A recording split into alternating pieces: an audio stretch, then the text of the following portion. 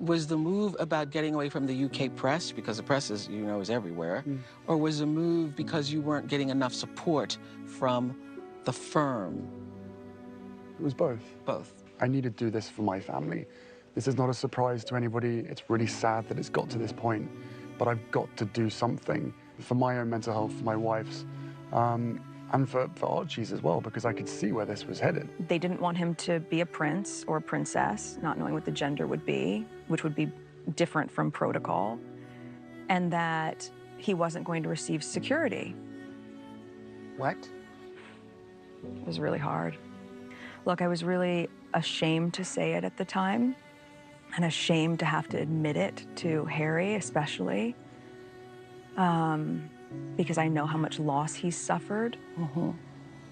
But I knew that if I didn't say it, that I would do it, and I just didn't want to be alive anymore. The way that I saw it was, there is a way of doing things, but for us, for this union and the specifics around her race, there was an opportunity, many opportunities, for my family to show some public support. Did you think she was well received in the beginning? Yes, for my family to show some public support. Did you think she was well received in the beginning? Yes, far better than I expected. But, my grandmother has been amazing throughout. My father, my brother, Kate, and all the rest of the family, they were really welcoming. Your relationship with your father? Is he taking your calls now? Yeah, he is. There's a lot to work through there. I feel really let down because he's been through something similar. He knows what pain feels like. My father and my brother, they are trapped. They don't get to leave. And I have huge compassion for that. Hold up. There's Stop several right now. there are several conversations. There's a about conversation with you with Harry about how dark your baby is going to be? potentially, and what that would mean or look like. Ooh. That conversation I'm never going to share. But at the time it was awkward. I was a bit shocked. Can you tell us what the question was? No, I'm not comfortable sharing that. Okay. It's a girl. You're gonna have a daughter! Welcome to C News, where the headlines are sharp, the stories are bold, and the commentary is as real as your morning coffee. If you're ready to stay informed and entertained, hit that subscribe button. Trust us, you don't want to miss this. Breaking news, sizzling takes, and no fluff, this is C News. Subscribe now and join the smartest audience on the internet. You bring the curiosity, we'll bring the facts and a bit of sass. At C News, we turn headlines into conversations and stories into must-watch moments. Click subscribe now, because being in the know has never been this fun. The interview was set against the picturesque backdrop of Oprah's lush garden, a scene so serene it could have been lifted straight from a storybook. Despite the weight of the topics discussed, Meghan and Harry's dynamic with Oprah was warm and filled with moments of levity. They were candid yet composed, vulnerable but visibly relieved to finally tell their side of the story. The atmosphere, though at times emotionally charged, was surprisingly light-hearted in many places, showcasing a side of the couple that few had seen before. Meghan, dressed in a chic yet understated black dress, displayed her characteristic charm and quick wit. At one point, as Oprah pressed her on a particularly thorny subject, Meghan broke into a knowing smile and quipped, "Well, you know how it is, Oprah." The line drew hearty laughter, easing the tension in the room. Even as Meghan spoke about the challenges of royal life, she infused her answers with humor, recounting a particularly awkward moment when she mistakenly curtsied too deeply during her first formal engagement. "I was practically on the floor," she said, throwing up her hands, and Oprah let out a booming laugh, shaking her head in disbelief. Harry, too, was in good spirits despite the seriousness of the topics at hand.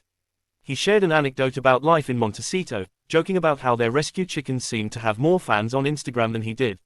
"They've got their own coop," he said, grinning, "and Meghan's convinced they'll have a Netflix special before we do." Oprah roared with laughter, clapping her hands together in mock applause. It was clear that Harry and Meghan had found solace in the small joys of their new life, and their humor reflected the freedom they now felt to express themselves fully. The couple's rapport with Oprah was evident throughout. They laughed at her incredulous reactions to some of their revelations, with Meghan at one point teasing, "I told you this would be a lot." Even as the conversation delved into the more serious topics of mental health and family tensions, the trio found moments to connect on a human level, often breaking into shared smiles and knowing looks. Oprah, ever the skilled interviewer, managed to strike a perfect balance, allowing the couple to open up while also keeping the mood from becoming overly somber. Toward the end of the interview, Meghan reflected on how her relationship with Harry had deepened through the shared struggles. "We've learned to laugh through the hard times," she said, glancing at Harry, who nodded with a soft smile. Oprah seized the moment, leaning in to ask, "So, who's the funnier one in the relationship?" Meghan rolled her eyes playfully and said, "Oh, he thinks it's him." Harry shot back, "It is me," and all three of them burst into laughter, the kind that felt genuine and unforced. As the sun began to set over the garden, the mood turned reflective but remained upbeat. Meghan and Harry thanked Oprah for giving them the space to share their truth, and Oprah, in turn, praised their resilience. The interview ended not with a sense of lingering tension, but with an undeniable lightness, a feeling that, for all the challenges they had faced, this was a couple ready to embrace the next chapter of their lives with humor and hope. The interview was an intimate and heartfelt conversation, radiating warmth and understanding.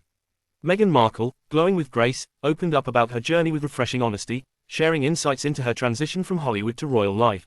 She spoke with confidence and poise about how she had navigated challenges while holding on to her values and identity.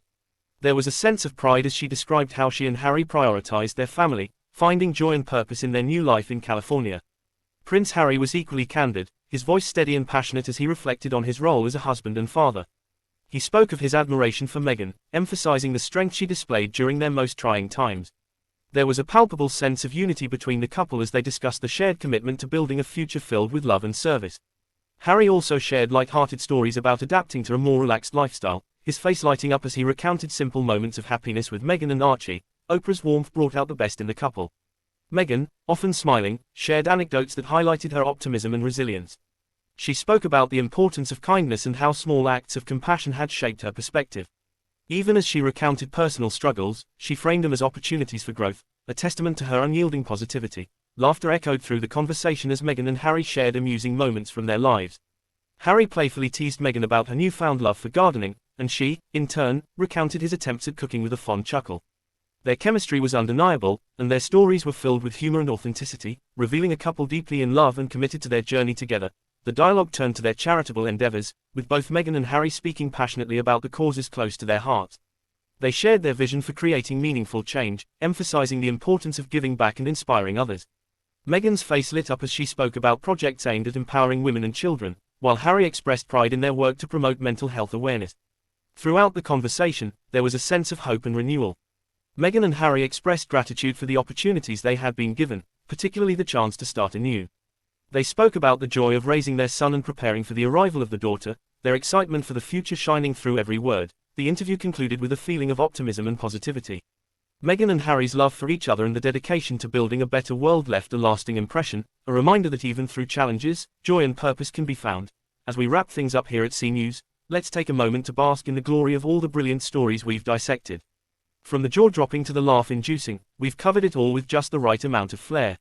But hey, don't just sit there nodding in agreement. This is your cue to stay tuned for more of our top-notch content. Trust us, the best is yet to come. Now, let's be real, news doesn't stop, and neither do we. While others are busy chasing clicks, we're busy bringing you the stories that matter, and the ones you can't help but gossip about. If you're not subscribed yet, what are you even doing? Think of that subscribe button as your golden ticket to wit, wisdom, and a daily dose of, did they really just say that? Before we go, let's leave you with this: life's too short for boring news and even shorter for not being in the know. C News isn't just a channel, it's a community of sharp minds, bold opinions, and, let's face it, a lot of fun. So, whether you're here for the facts or the sass, there's a place for you right here with us, and with that, we bid you farewell, for now. Go ahead, subscribe, and make sure those notifications are on. Because when the next big story breaks, you'll want C News on your side. See you soon, smarter and sassier than ever.